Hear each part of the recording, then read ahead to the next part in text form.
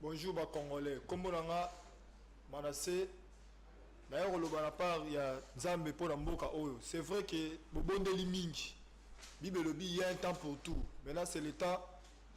Il y a réponse, il y a le Sambonio surtout Bossala. Ils ont un pasteur Boko Barouti, il y a celle Sara campagne moro en 2016. Il y a docteur Jésus. Ils ont un garçon moro qui n'a pas Simbaé. Simaro Simbaé, des garçons ils ont un Zamba la kisa inga makambo oyo eza ko déranger mboka na biso. Après avoir aussi ma pasteur Barouti nakuta ina Nzambe. Tant nakuta ina ye na bandi ko tuna première question na tuna ki. Na lobi Nzambe pona nini yo pesi biso mboka kitoko mais toza ko souffrir. Le Seigneur m'a dit que lui il est innocent. Mais ils ont ça et ça ke ba continuer biso on va diriger biso. Soki Nzambe atie bango na bokonzi. Tant bakoma rawana babosa na raé bakoma kosala makamna ndenge na bango nde Nzamba bandi ko betelanga histoire ya mboka na biso eza tellement mulai mais nazo briefer yango kaka Nzamba bandi ko betelanga histoire ba belge tant bayaki na mboka na biso bayaki na intention te ke baya ko mema mboka o na émergence mais tant ba belge bayaki na intention oyo bakomisa peuple oyo ba esclave na bango donc biso peuple congolais to koma ba esclave alors les gens la science moko bato basali science politique ba ebi yango a na monde totanga yango te les science ozo concevoir biloko o bozo mono o na tel bino ba benga yango ba drapeau oyo les symbole te ça c'est la vie de tout un pays alors biloko ce sont des écritures codées écriture o potanga yango et senga yo faut en intelligence moko surnaturelle alors qu'est-ce qui s'est passé ba belge quand on va na mboka oyo bayaki na intention ya kosala biso ba esclave alors ils ne peuvent pas nous lier physiquement ceux qui na spiritualité na ba réussir te alors bake bazongi na monde spirituel bake ko déclarer ba parole oyo étoile o bomoni ya jaune o ya eli olobake mboka na biso bomo na position na ndenge eza na coin eli olobake mboka na biso faut un pays reculé PDD bozomona la bande rouge ya munene na katikati ya drapeau oyo. Ça veut dire que les sangs innocents, les sangs des martyrs, or des martyrs ce sont des innocents. Que les sangs innocents doivent couler dans ces pays. En plus, bande de jeunes, la richesse, bande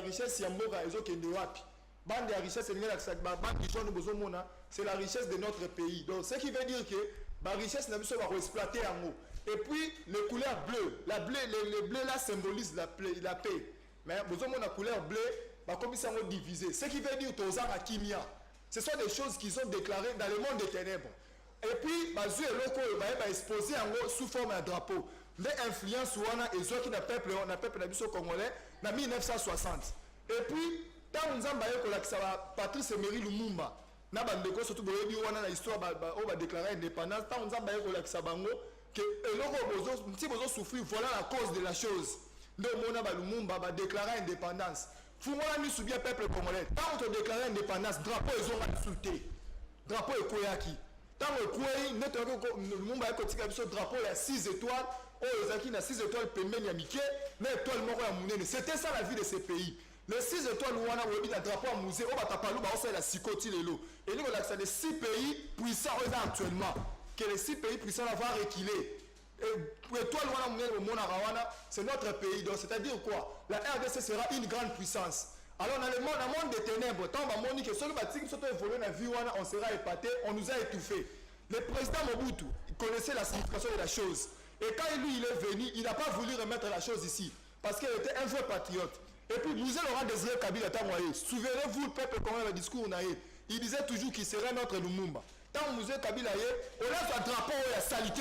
Azongi Sango, Azui Angotema, Azui, oh Lumumba Tikaki, parce que ce drapeau-là, ils ont drapeau karaté, mais ils ont vie. Oh, ils ont un drapeau, ils ont symbole, ils ont vie. Mais au moment où Mouzé le roi Désiré Kabila, il drapeau, il y a 7 étoiles, la tête, il y a lion. Tête, il y a le symbole de lion de la tribu de Jida. Azui, symbole, on a acheté. Mouzé Kabila est en commune qui s'est reconnu. On a reconnaître que pouvoir Azui et aussi Nanzambe a commis on a négligé l'éternel. C'est pour ça que l'éternel aussi lui avait abandonné. Et puis en cela, Joseph Kabila est Koya. Tant Kabila est Koya, souvenez-vous, c'est 1 plus 4. Azaleka a le même drapeau. Il y a 7 étoiles, même drapeau, la tête à lion. Et puis, tant vous voyez que ça là, élection na 2006 deux places Kabila Joseph Kabila a signé un pacte satanique. Il a signé la Satan. Quand il a signé la Satan, quand il a signé la Satan, le diable a réclamé quelque chose. Il a réclamé la vie de ces pays. Donc lui, il a sacrifié la souveraineté de ces pays. La vie de ces pays, lui, il a sacrifié ça. Et puis, le lion qui était là, qui symbolisait la présence de Dieu dans ces pays, il a sacrifié ça à côté ici léopard. Léopard là qui signifie présence, il y a Satan à la Ratamboka. C'est pour ça que vous voyez tous ces désordres. Oh, ça, Manamboka. Quand il y a salité en 2006, Zambalakisa, pasteur Coutinho Fernando. Souvenez-vous encore, le pasteur Coutinho avait dit sauvons le Congo. Le peuple congolais font la mission. On est des hommes intelligents. Souvenez-vous entre les trahir le Congo et sauvons le Congo. Entre ces deux phrases-là, au moment où il y a eu quelque chose d'abstrait qui s'est passé. Et tant au cultisme, on va découvrir que le pasteur Coutinho a eu un secret qui est efficace pour la baron, à dévoiler en gros, dévoiler les sous-soutés, mais le pasteur Coutinho va continuer la prison, va les 10 ans de prison. Les 10 ans de prison, c'est les 10 ans de mandat à Kabila. Donc aussi longtemps, le président Kabila a pouvoir, donc secret on est tiré la révélé. Cause, il y a souffrance dans la vie sur la mort et les locaux. Aussi longtemps, la chose ici ne tombera jamais.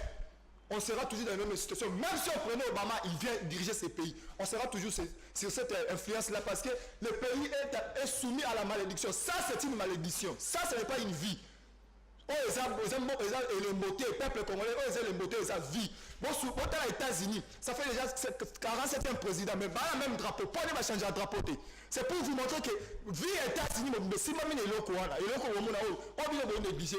Et puis, ceux qui ont l'indépendance le 30 juin 1960. Le 30 juin 1960, ils ont date vraie. Il fallait qu'ils aient l'indépendance. Mais, quand le militaire va quitter le monde dans le ténèbres, il fallait qu'ils aient l'indépendance le 4 janvier 1959. Il faut tomber à Rawana. Ils ont date il fallait qu'ils aient l'indépendance. Mais les militaires vont comprendre que ceux qui vont tirer sur la date, ils vont pour œuvrer. Ils vont opérer. Quand on calcule ça, le 30 juin 1960, ce qu'on lit 19. On lit 19 euros. 1 plus 9 et plus à 10. 3 euros compte à 10, combien il fait compte à 3 fois. Ça lit 3 euros. 3 plus 3 et plus 6. Ça lit 0 plus 6 et plus 6. Ça lit 0 plus 6 et plus 6. Et puis si on marque la bête 666. Donc le pays est soumis à la malédiction. Donc notre hommes de vivre n'a qu'à influence satanique. Et puis, nous avons monnaie dans ma communion surtout. Na ebisi nzambe na bisiko yo la kisinga makamunyo surtout pour la sala ngoni abisinga lobi va na vie à peuple congolais mobimana pesi na maboko na yo na ebisi yo pesa na vie à peuple congolais moi je n'ai aucune preuve abisinga lobi zwabik coloré na liboko na yo remona symbole moko zawana na zwabik na ndiko coloré s'il vous plaît le caméraman so vous ben dans mon pena bien na bandi kolanda j'ai quelque chose entre ma main ici et ça la sous forme il y a Afrique. Nabandi kolanda eloko wana tout autour bolomona ndenge eza nabandi kolanda tout autour et bimisi nga forme Afrique Kabila soki nga na bota na volonté na yo tsamu tu na na c'est na peso 48 heures so tsamu tu na na c'est na peso 48 heures yo tsamu tu na soki nga na bota na mbonga na volonté na yo tsamu tu na na fini yo te na mi eloko te mais moi je te lance un défi au nom de Jésus-Christ aujourd'hui même je te le dis aujourd'hui c'est pas le peuple moi le problème c'est président Kabila notre Seigneur Jésus-Christ va vous faire tomber au nom de Jésus ça c'est ce que je t'adresse il est là 48 lundi nous t'a maté tout le monde n'a tous les jeunes garçons, bisous tout les bandas. Kabila, toi tu vas mettre ma tête par terre.